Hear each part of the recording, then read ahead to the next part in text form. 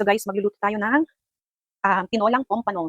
Meron akong 2 piraso dito at meron pa akong natirang 2 piraso sa freezer para naman sa ano, pang tawag nito, pang prito. Ayan. Chat lang tayo ng kamatis. Ako tinatanggal ko yung buto ng kamatis. Yung ibang hindi na nila tinatanggal, pero kasi ako tinatanggal ko. At iniipon ko dito kasi ilalagay ko nga sa aking compost dahil gumagawa ako ng sarili kong fertilizer. Natural fertilizer.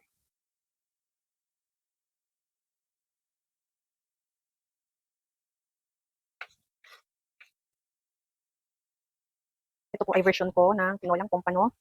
Bawat tao, bawat nagluluto ay may kanya-kanyang version. So, please don't judge me. Kung iba yung way ko ng pagluluto sa way ng pagluluto ninyo, kanya-kanya po tayo.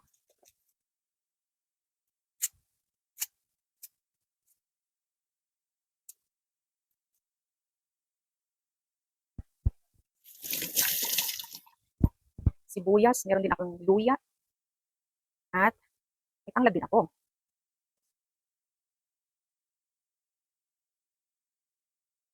Medyo tuyot na yung aking luya. By the way pala, meron akong sinubukang tinanim na luya dun sa paso. Nung hindi pa nag-uulan, akala ko mamamatay. Bubungkalin ko na sana, pero hindi ko tinuloy, sabi ko, hayaan ko na lang. Tapos nung dumating yung ulan, sumibol siya. Nag-green yung kanyang dahon. Nagka-dahon-dahon siya kasi wala na siyang dahon eh. Patay na nga.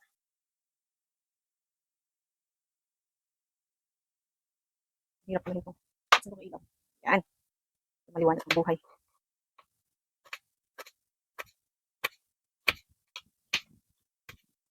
Yung asawa at anak kong lalaki ay pumunta sila, nag-attend ng school yoga. Nag-yoga sila dun sa clinic ng kapatid ng asawa ko. So, hindi ako nakasama kasi may bisita ako. Meron tayong bisita ngayon. That's why di ako nakasama. Maybe next week na ako makakasama. Mga nandito sa Paranaque, Maynila, kung gusto niyo nang mag-yoga, meron silang different kinds ng yoga. Try nyo i-visit dun sa K1 building sa may Parkal. Okay, so kukuha lang ako ng kaldero.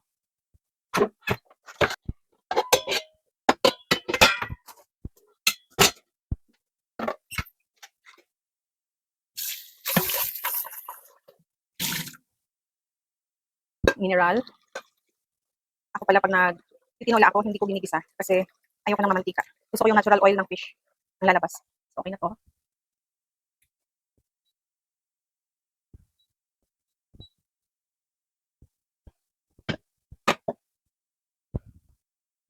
Tapos, lagay ko lang diretso yung water and nilagay ko lang diretso yung kamatis, yung luya, at yung sibuyas. Medyo chunky yung aking paghihiwa. So, pakukuluin natin yan. Habang pinapakulo natin yan, lilinisin ko itong aking isda.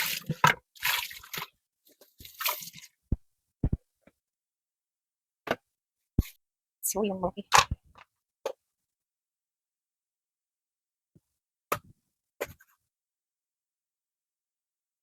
Medyo liitan ko yung hati ko kasi hindi masyadong mahilig yung mga bata ng isda. So, konti-konti lang yung kinakain nila.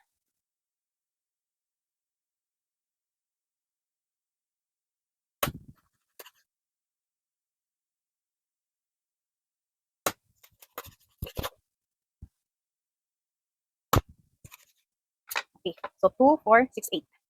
8 pieces. Ngayon, habang inaantay natin yung ating pinapakulo na ricado, hugasan na natin yung ating ginamit. Alam mo yung dictionary.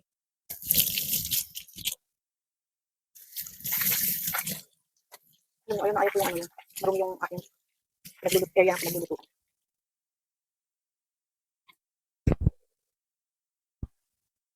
Mas malapit ng tulo. Ilalagay natin ako ng asin.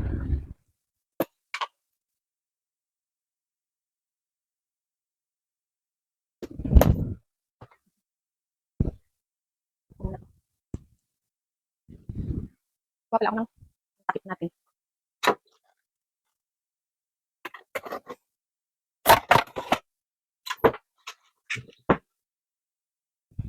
Natin para mas mabilis. And I'll be back. Nakalimutan ko pala yung tanglad ko. Ayan. Pero kakakulo pa lang naman yung ating. Oh no. Pabulukin na siya. Pabulok na siya. Kunin ko na lang yung isa na pinapasibol ko. Kasi gusto ko mabango. Pahinaan natin.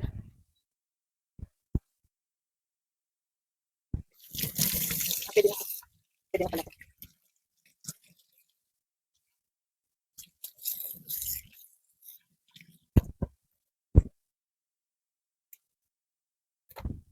So, dito lang kasi malinis naman ito.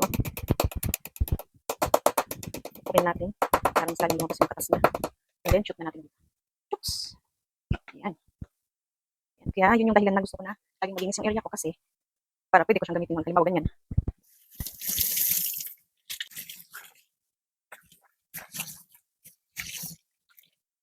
Okay. So, dito po na yung fish natin. Oops. Ulo, buntot, kawan. Sarap na lang sabaw natin ngayon. Hugas ka. Wala kasi natin ako eh.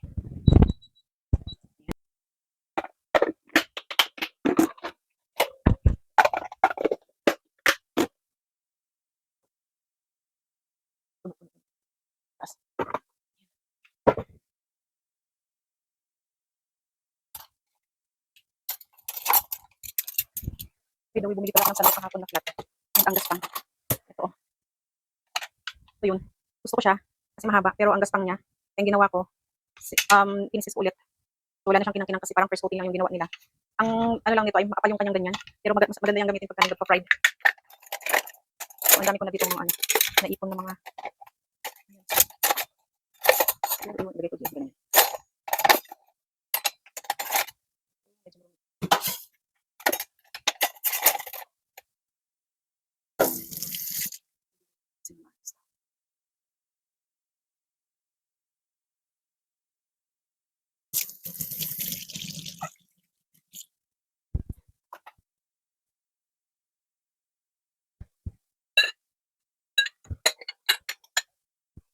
Ayan.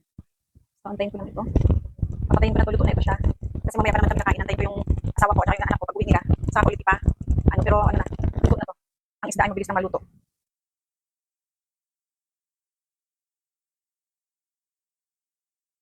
Ngayon ko na lang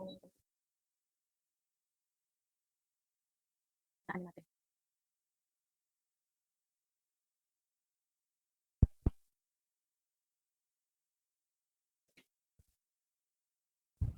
Meron akong pechay dyan pero hindi ko siya lalagyan kasi may paggagamitan ako ng pechay. Okay na to. So let's see the sea. Okay na. Goods na.